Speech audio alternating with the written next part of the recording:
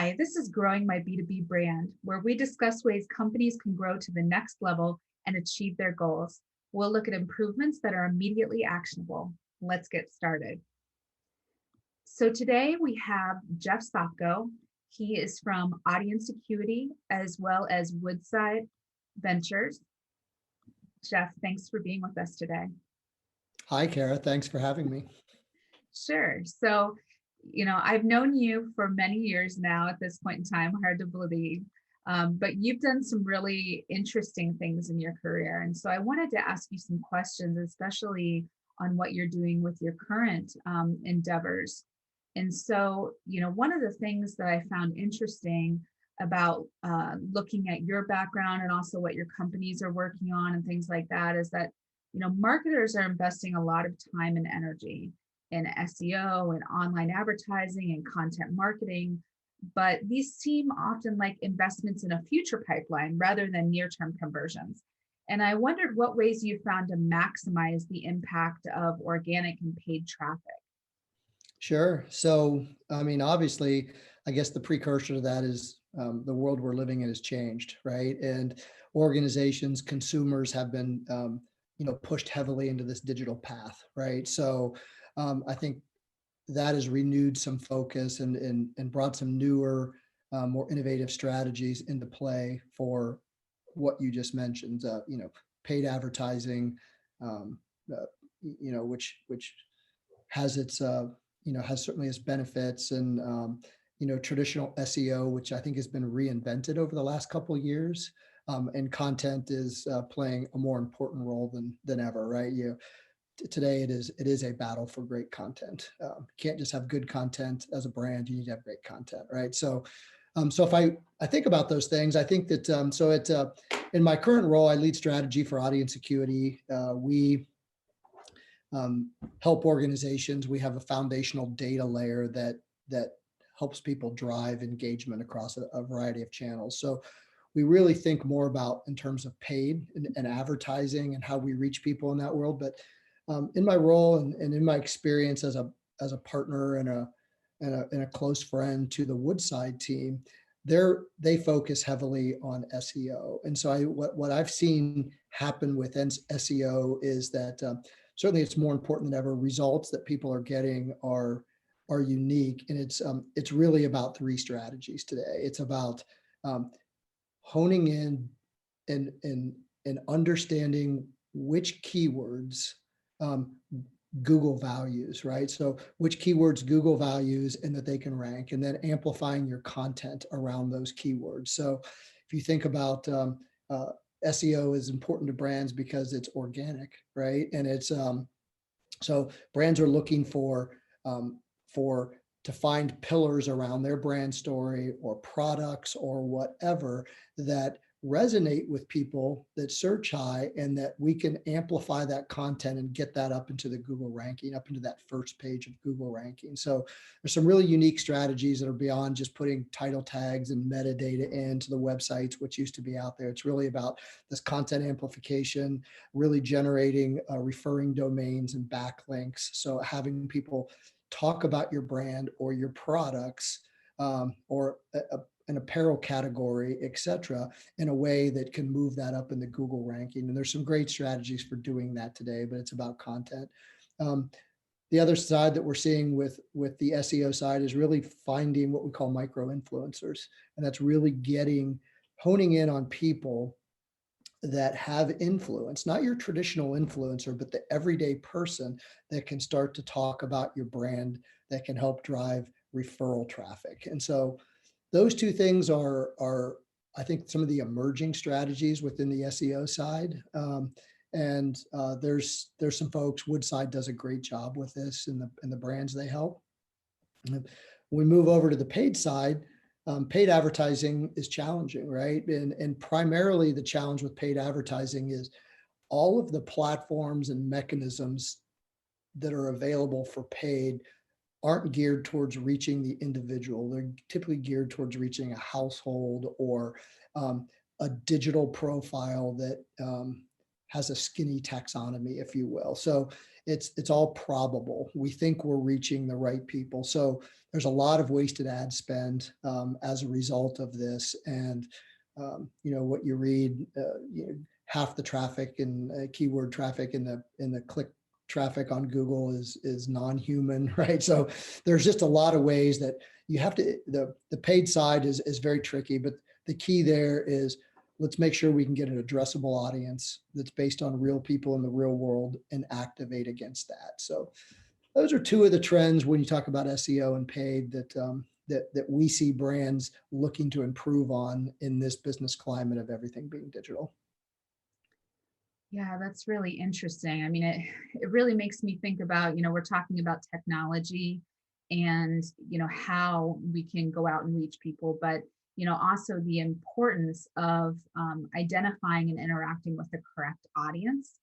And that seems like something that you are focusing on in terms of, getting beyond, like, we just want to reach people, but making sure we're reaching the right people. And so, can you explain a little bit about kind of the importance of, reaching that, identifying and really interacting with the correct audience, and, the difference that we see in terms of those people that we think we want to reach versus the people that we really need to reach. Right. So here's sort of the challenge. And, so from a past life, I ran a loyalty oriented marketing agency, right? So we did a lot of consumer loyalty. When you think about what loyalty is all about, and, it's around this sort of hyper personalization and being able to gauge people who opt in and that, and because a lot about them, you should have the tools in place to engage them in a more relevant way. Right. So, and what's really taken place over marketing is we started with segment driven marketing or program driven marketing, and brands were good at that, right? They had their own analytics and their own data science they could apply to the customers they know to reach them in the way that was most important to them, right? So what we see as a challenge today is that consumers want to be engaged on a personal level. They're starving for, especially in this digital world. They don't understand why brands can't contextually understand them, engage them in a relevant way. So what we've seen is that, it's quickly gone from segment driven marketing to almost segment list driven marketing, or segment of one is the ultimate goal, this hyper personalization. And so in order to get to that point, there's two things need to happen. It's not just marketing know-how. There's an element of technology and tools that go along to kind of support that. So what we see is in our world is that, digitally, that's been the biggest challenge. So when you talk about audience development, when people curate these audiences that are based on, it's all sort of a probable match. It's all based on anonymized data that has like I said, a skinnier technology or taxonomy to it. So there's not a lot of filtering, if you will, or attributes that support who you're targeting. And it's very probable. A lot of it's device driven. So it's, hey, we think this device is associated with people that behave a certain way.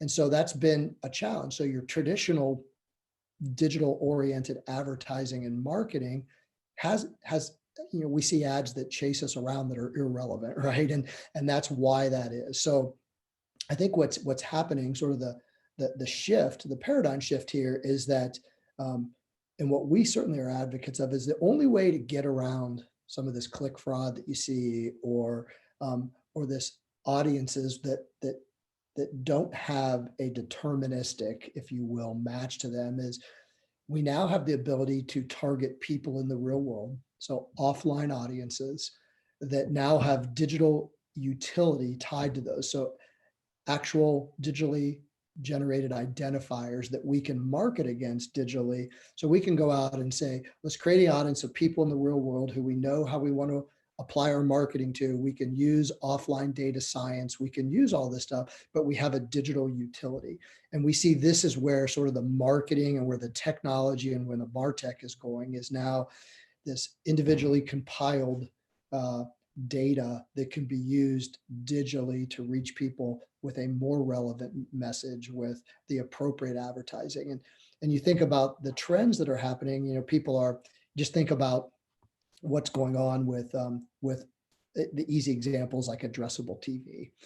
More and more people are cutting the cord on their cable subscription. They're streaming with all of the what's called the over the top, available services, over the top television, and all of that is actually tied to the individual. So you're seeing the ability for organizations to say, how can we reach those people across those channels, and what do we know about those people that we can provide some relevance versus chasing an ad or chasing you around with an ad or a commercial that wasn't relevant to you, was something you searched for your husband or your kid or something along those lines.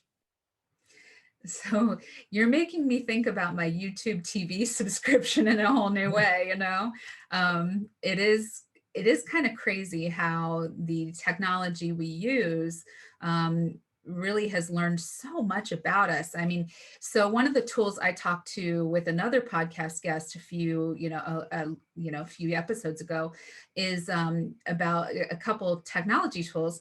One of them is Crystal Knows, and I don't know if you're familiar with Crystal Knows, but it's kind of crazy that you can put it as a widget on your Chrome browser, and Right. then maybe you see some information about a person, and it'll pop up and tell you, a whole profile on somebody, how they want to be contacted, how they, what kind of email they respond to, what things they don't respond to, and it was really, kind of crazy how well it knew me, let Right. alone, the people I'd be talking to. So, I mean, all of this makes me wonder about security and privacy, Right.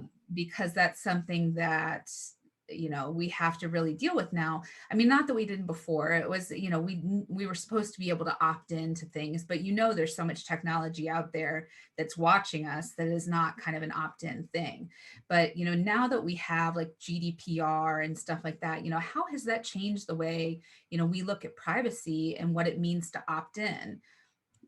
Yeah. So, I mean, uh, consumer privacy is not going away, and it's only going to get, I think, um, uh, more relevant and more prevalent across the country. We started with GDPR, which was largely an opt-in piece. We've now moved to the CCPA, which is the California Consumer Privacy Act, which is sort of the model, if you will. If you think of how the California Attorney General views things, they'll bring that privacy. So, so they both say two different things. I mean, CCPA says, which is sort of the US, I think, model people will follow, is that if I, Jeff Sopko, or you, Cara, you have the right to, if you're the resident of the state of California, or probably soon all states, you can ask a brand what they know about you. That's what CCPA says. And that brand has to tell you everything they know about you. So they have to provide you. So if you say, hey, brand X, tell me what you know about, I'm requesting, what information do you have about me? That brand needs to be able to provide that.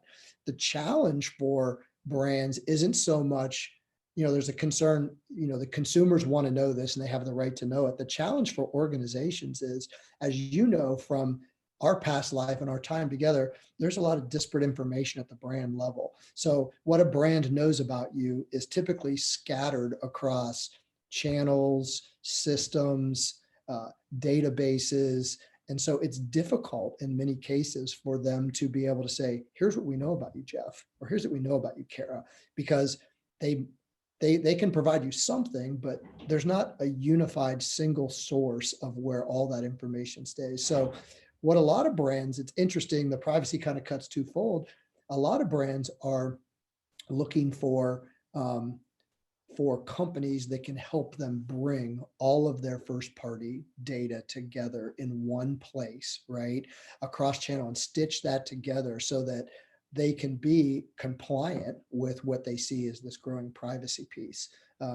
So I think it benefits the consumer. Consumers want to know what a brand knows about them, and brands it sort of helps them fulfill their obligation to the consumer as we move forward. So I don't see it as much about opting in. You can opt in or out. I mean, data companies like ourselves, we're very involved. We're registered with both CCPA and GDPR.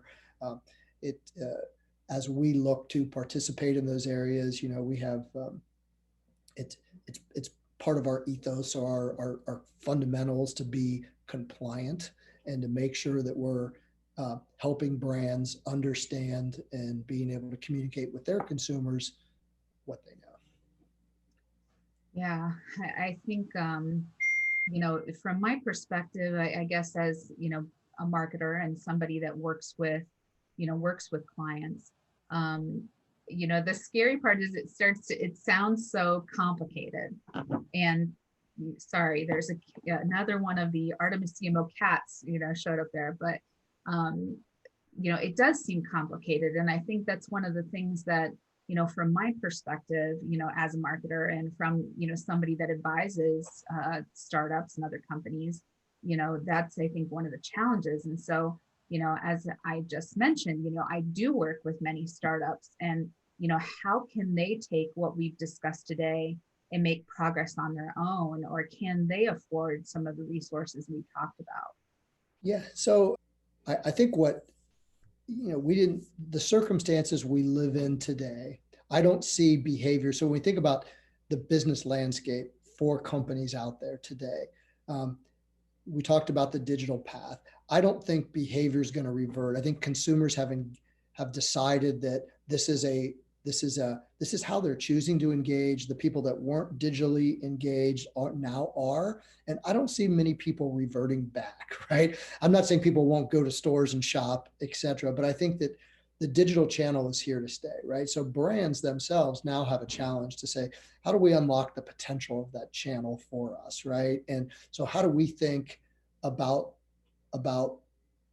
our capabilities inside of this path in a new and different way, right? So I think there are it's going to be a priority because the revenue opportunities and the opportunities to grow your business, I think will uh, will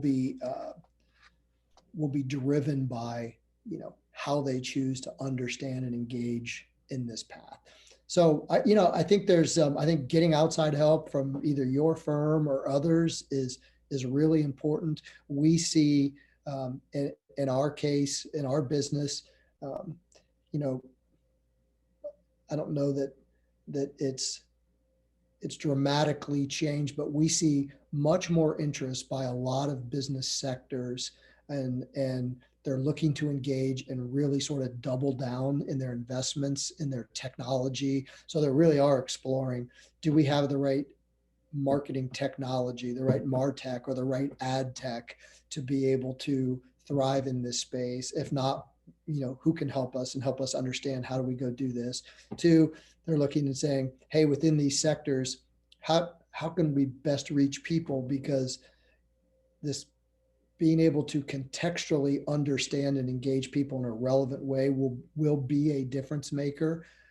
You really, as a brand, have only one or a few chances to earn that sort of that brand trust and to be able to make a meaningful engagement. I think personalization is going to grow, all of those things. So yeah, there's a lot of help out there when you think of, I just think of there's certain sectors that you think of, like what comes to mind is sort of this fintech or anyone that's doing insurance. You think of what's gone on with COVID. We have so many people displaced in the workforce out there looking for things like supplemental insurance, for as an example, something that's easier to talk about. And you go, so if you're in that space, you have this opportunity to fill a void and offer a valuable service or product to an audience. So I think get it right. It's like, be able to understand, how do you reach those people? How do you add value in both, not just prosperous times, but difficult times, right? And so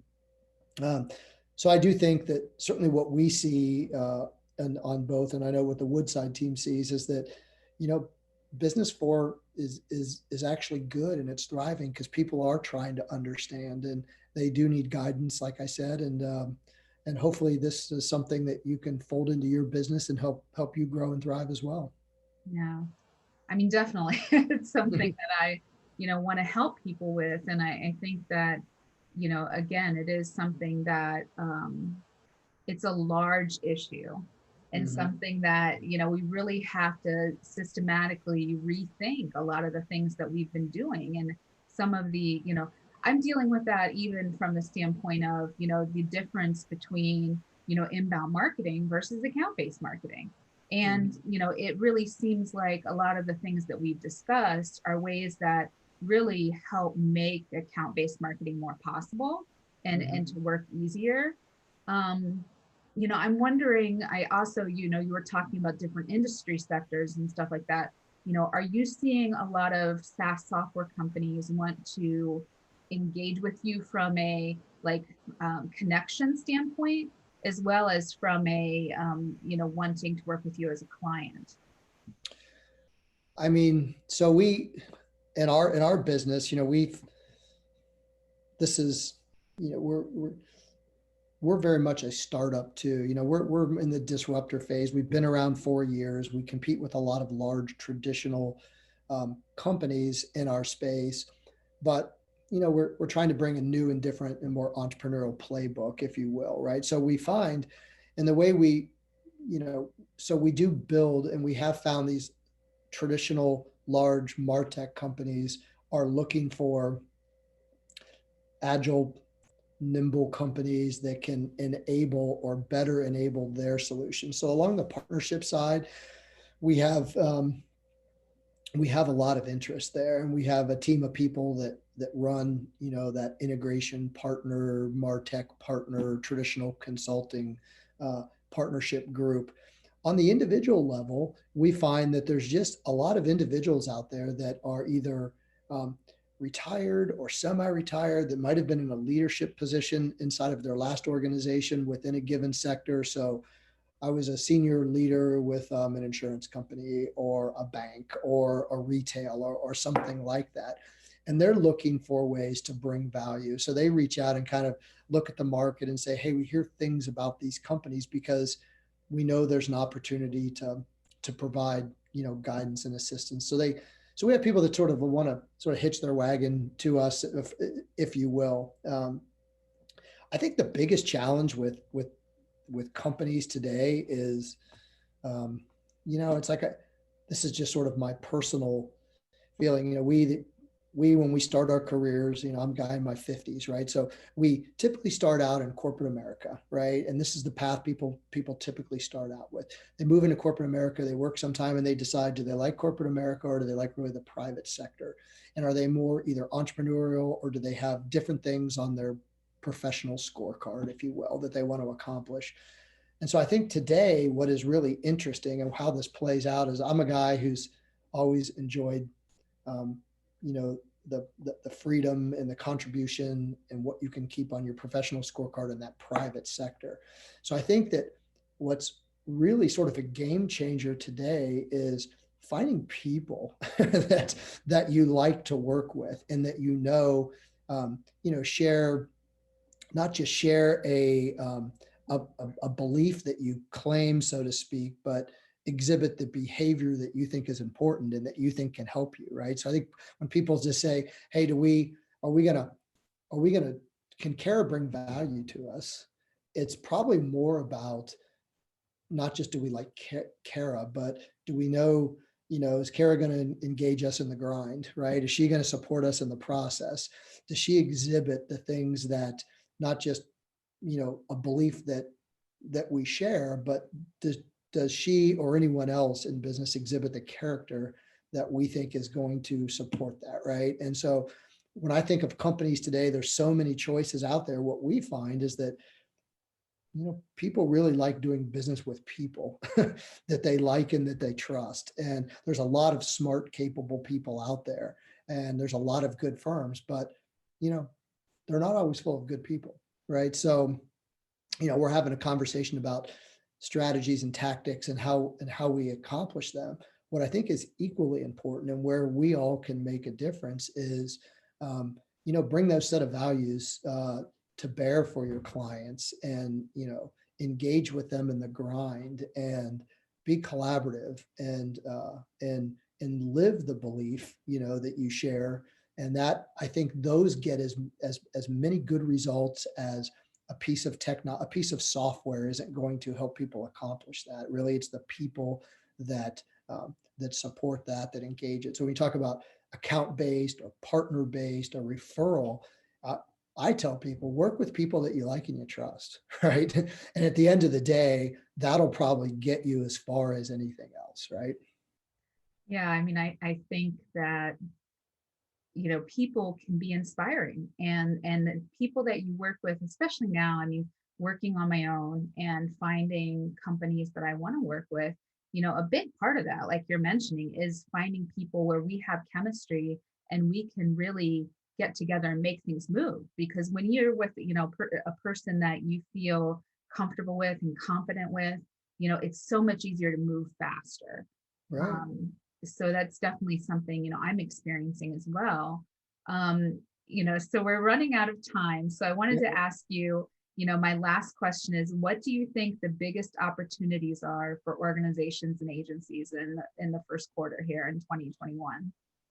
Yeah, no, I would say the biggest opportunity is really to figure out and to work hard to be able to engage the consumer in this new digital world. So, I mean, look at tools and technologies. It's an underserved space um, with an often, and not in every case, but in many cases, I would call a tired playbook, right? So I think the opportunity for brands out there. So if you're a digital agency, you know, explore what's available to reach people and engage with people, and help your customers drive conversion in a way, because there's new strategies out there, right? So those are, I'm big on, you know, in Q1, companies are really going to have to figure out how they create addressable audiences of real people and reach them in relevant ways. That's sort of the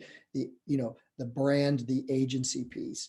I think having a good digital strategy from your brand perspective, right? Maybe changing your thought leadership, rethinking what you're talking about and what content you're putting out there. But because the battleground, I think, for the consumer share of wallet is going to largely take place online now and for some time to come. So ramp up your ability to in your toolkit, in your toolbox, for helping people be successful in that channel. Yeah, I definitely agree. So, I want to thank you, Jeff, for being here with us today. I really appreciate you, giving your time and your expertise, to us. And I want to thank everybody for joining us for Growing My B2B Brand. Yeah, I know you will enjoy our next episode, where we continue to explore ways your company can immediately improve. Thank you.